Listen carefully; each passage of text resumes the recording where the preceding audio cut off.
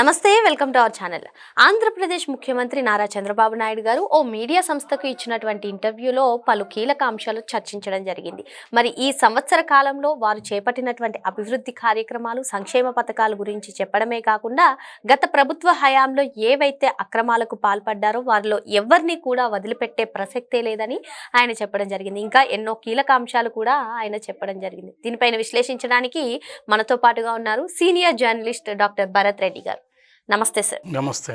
చంద్రబాబు నాయుడు గారు పలు కీలక అంశాలన్నీ కూడా ఒక మీడియా సంస్థకి, అది కూడా సంవత్సర కాలం అవుతుంది కూటమి అధికారంలోకి వచ్చి, కూటమి పాలన ఎలా ఉంది, వాళ్ళు తీసుకోబోయేటువంటి నిర్ణయాలు ఏ విధంగా ఉన్నాయి, ఆంధ్రప్రదేశ్ని ఏ విధంగా మార్చుతున్నారు, అమరావతిని ఏ విధంగా అభివృద్ధి చేస్తున్నారు, ఇటువంటి అంశాలన్నీ కూడా చంద్రబాబు నాయుడు గారు చెప్పడం జరిగింది.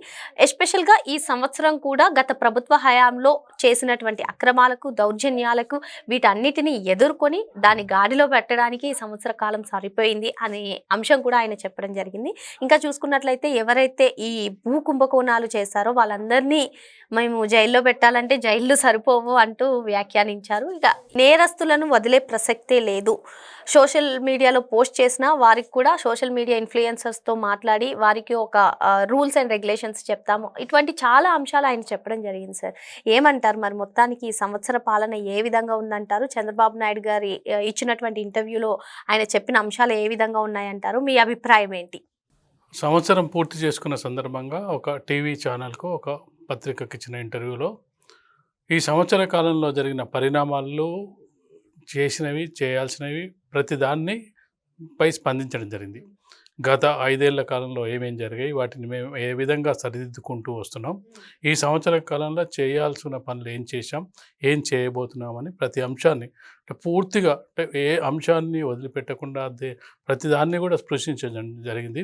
ముందుగా అంటే చంద్రబాబు నాయుడు గారు ముఖ్యమంత్రిగా ప్రమాణ స్వీకారం చేసిన వెంటనే తను 2 టార్గెట్స్ పెట్టుకోవడం జరిగింది. దానికి సంబంధించి ఒకటి అమరావతి పునర్నిర్మాణానికి సంబంధించి అమరావతిని ఈ పీరియడ్లో పూర్తి చేయాలని చెప్పి ఆ విషయాన్ని కూడా చెప్పడం జరిగింది. నాకు ఒక అదృష్టంగా భావించవచ్చు, ఆ అమరావతిని పూర్తి చేసే అదృష్టం దేవుడు నాకు ఇచ్చాడనే విషయాన్ని కూడా అందులో చెప్పడం జరిగింది. దాంతోపాటు పోలవరాన్ని కూడా పూర్తి చేయాలనేది కంకణం కట్టుకోవడం జరిగింది. 2027 నాటికి పూర్తి చేయాలని చెప్పి. పోలవరం అనేది 50 ఏళ్ల క్రితం నుంచి వస్తున్న ప్రాజెక్టు, అది ఒడిదొడుకులు ఎదుర్కొంటూ ఉంటుంది. ఇప్పుడు కేంద్ర ప్రభుత్వం సహకారంతో ఆ 2 ప్రాజెక్టులు పూర్తి చేస్తున్నాం, కంప్లీట్ చేస్తామని చెప్పి ఆ 2 అయితే మొదటి సంవత్సరంలో టార్గెట్ పెట్టుకోవడం జరిగింది. వాటికి అనుగుణంగా పనులు కూడా వేగవంతం అవ్వడం జరిగింది. వాటిని టార్గెట్ ప్రకారం వాటిని పూర్తి చేయడానికి నిర్ణయం తీసుకోవడం జరిగింది. దాంతోపాటు ఏదైతే గ్యారంటీస్ కానీ, మిగతా అంశాలు, సంక్షేమ పథకాలు, అలాగే పెట్టుబడులు, వీటన్నిటి గురించి కూడా మాట్లాడడం జరిగింది. 9.5 లక్షల కోట్ల పెట్టుబడులకు ఒప్పందాలు జరిగినాయని చెప్పడం జరిగింది. అమరావతిని ఒక ఫ్యూచర్ సిటీగా మార్చడానికి ప్రయత్నం చేస్తున్నామని చెప్పి చెప్పడం జరిగింది. దాంతోపాటుగా ఆంధ్రప్రదేశ్కు చాలామంది అనుకునేది ఏంటంటే, హైదరాబాద్ అనే నగరం వదిలి వెళ్ళిన తర్వాత ఆంధ్రప్రదేశ్కి అసలు ఇన్కమ్ జనరేట్ అవ్వడానికి అవకాశాలు చాలా తక్కువగా ఉన్నాయని చెప్తున్న సందర్భంలో చంద్రబాబు నాయుడు చాలా కీలకమైన వ్యాఖ్యలు చేయడం జరిగింది. ఆంధ్రప్రదేశ్కు పోర్టులు అంటే కాకినాడ పోర్టు, వైజాగ్ పోర్టు, ఇవి మచిలీపట్నం పోర్టు, ఇవన్నీ కూడా కేవలం ఆంధ్రప్రదేశ్ ప్రాంతానికి మాత్రమే ఉన్నాయి. పోర్టులు ఎక్కడైతే ఉంటాయో అవి అభివృద్ధి దిశలో ప్రయాణిస్తాయి. గతంలో ఉమ్మడి రాష్ట్రంలో ఉన్నప్పుడు పూర్తిగా హైదరాబాద్ పైనే దృష్టి పెట్టడం వల్ల ఆంధ్రప్రదేశ్లో ఉన్న ఆ పోర్టులని ఏ ప్రభుత్వాలు కూడా, గత ప్రభుత్వాలు పట్టించుకోకపోవడంతో ఇప్పుడు బాంబే మాదిరిగా వైజాగ్ని అభివృద్ధి చేస్తున్నారు. ఎందుకంటే బాంబేకు పూర్తిగా పోర్టుల ద్వారానే ఆదాయం వస్తున్న నేపథ్యంలో పోర్టులను అభివృద్ధి చేయడానికి కూడా కంకణం కట్టుకున్నాం. అంటే ఎక్కడెక్కడ మనకు ఫెసిలిటీస్ ఉన్నాయి, ఎక్కడైతే మనం పొటెన్షియల్ ఉంది, ఎక్కడైతే ఉద్యోగాలు జనరేట్ అవుతాయి, వాటన్నిటి కూడా మాట్లాడడం జరిగింది.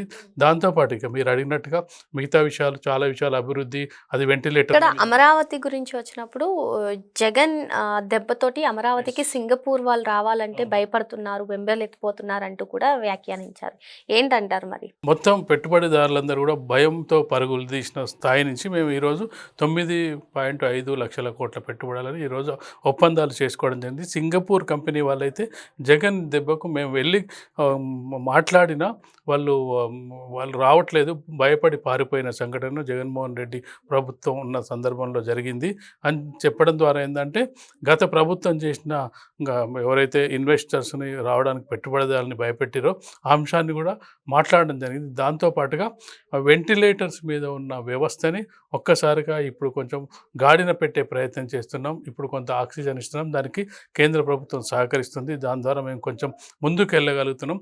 వ్యవస్థలన్నీ అన్నీ పాడయ్యాయి. అన్ని వ్యవస్థల్ని మాకు సరిదిద్దడానికి 1 సంవత్సరం కాలం పట్టింది. దాంతోపాటుగా ఏదైతే మేము సూపర్ 6 అన్నామో సూపర్ 6 అమలు చేయడానికి ఈ సంవత్సరం నుంచి అమలు కార్యక్రమం ప్రారంభిస్తామని కూడా చెప్పడం జరిగింది. దానిలో భాగంగా సంక్షేమం, అలాగే చూసుకున్నట్టయితే అభివృద్ధి అన్నట్టు భాగాల్లో తీసుకెళ్ళడానికి చేస్తామని చెప్పడం జరిగింది.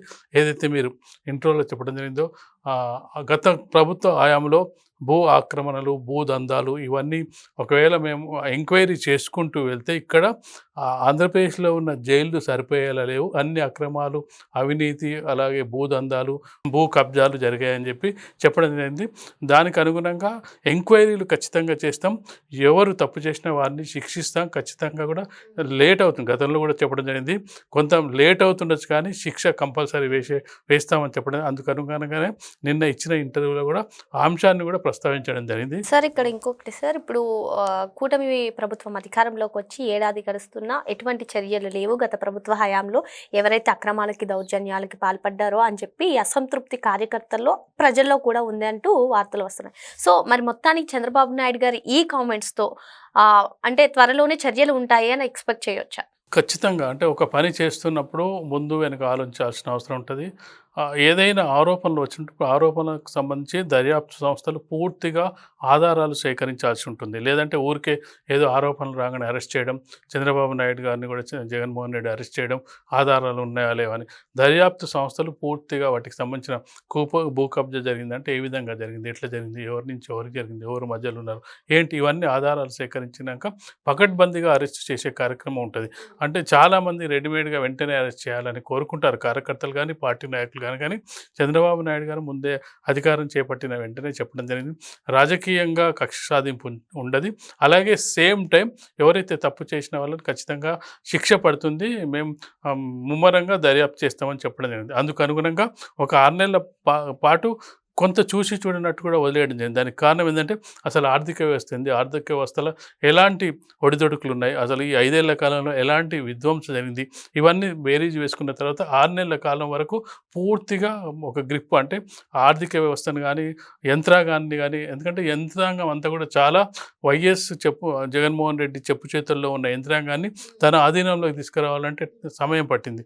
అప్పటికి కూడా కొంతమంది అధికారులు ఇప్పటికి జైలుకి వెళ్తున్న వాళ్ళు ఉన్నారు. వాళ్ళంతా పూర్తిగా వైఎస్ జగన్మోహన్ రెడ్డికి వీర భక్తులుగా మారిపోయి వాళ్ళు ఒక రాజకీయ నాయకులుగా, వాళ్ళొక పార్టీ కార్యకర్తలుగా మారిన సందర్భాన్ని మనం చూస్తే, ఇప్పుడు అరెస్ట్ అవుతున్న వాళ్ళని చూస్తే ఐఏఎస్లు, ఐపీఎస్లు కూడా ఇలాంటి పనులు చేస్తారా అని అంటే ముక్కున వేలేసుకునే సంఘటనలు మనకు కనిపిస్తున్నాయి.